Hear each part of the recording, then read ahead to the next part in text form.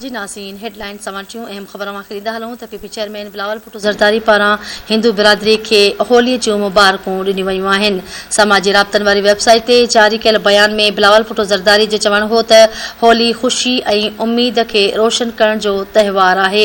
हुन चयो त होली नफ़रत, तअसुब ऐं ज़ुल्म जे ख़ात्मे जो पैगाम आहे। संदसि चवणु हो त शहीद ज़ुल्फ़कार अली भुट्टो 1973 जे आइन में अक़लियतुनि खे हक़ ॾिना हुआ। हुन चयो त पाकिस्तान में अक़लियतुनि खे मज़हबी ॾिण मल्हाइण जी मुकमल आज़ादी आहे। वाक़िया आगाह कयूं पिया पीपी चेयरमैन बिलावल भुट्टो ज़रदारी पारां हिंदू बिरादरीअ खे होलीअ जूं मुबारकूं ॾिनियूं वयूं आहिनि।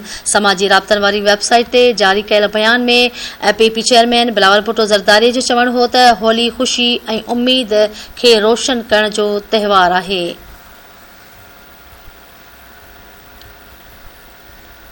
वाक़िया आगाह कयूं पिया पीपी चेयरमैन जो चवणु हो त होली नफ़रत, तअसुब ऐं ज़ुल्म जे ख़ात्मे जो पैगाम आहे।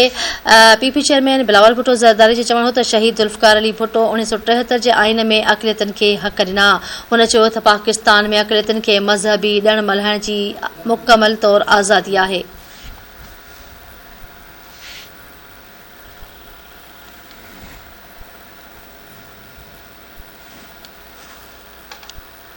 वाक़िया आगाह कयूं पिया पीपी चेयरमैन बिलावल भुट्टो ज़रदारी पारां हिंदू बिरादरीअ खे होलीअ जूं मुबारकूं ॾिनियूं वयूं आहिनि।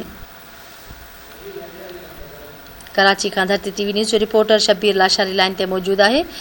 जी शब्बीर, छा चवणु हो पीपी चेयरमैन बिलावल भुट्टो ज़रदारी जो? जी बिल्कुल, पीपी चेयरमैन बिलावल भुट्टो ज़रदारी होली जे ॾिण ते हिंदू बिरादरी खे होली जो मुबारकूं ॾिनियूं आहिनि। पीपी चेयरमैन बिलावल भुट्टो ज़रदारी चयो आहे त अॼु सॼी दुनिया में रंगनि जो जेको ॾिणु आहे उहो मल्हाए पियो वञे। उन ते हू जेको आहे हिंदू बिरादरी खे मुबारकूं ॾिए थो। चवणु त होली तमामु ज़िंदगी में भाईचारे खे हथी ॾियण ऐं ख़ुशी ऐं उमीद खे रोशन करण जो तहिवार आहे। हुन चयो त होली मुआशरे मां नफ़रत, तअसुब ऐं ज़ुल्म जे ख़ात्मे जो पैगाम आहे।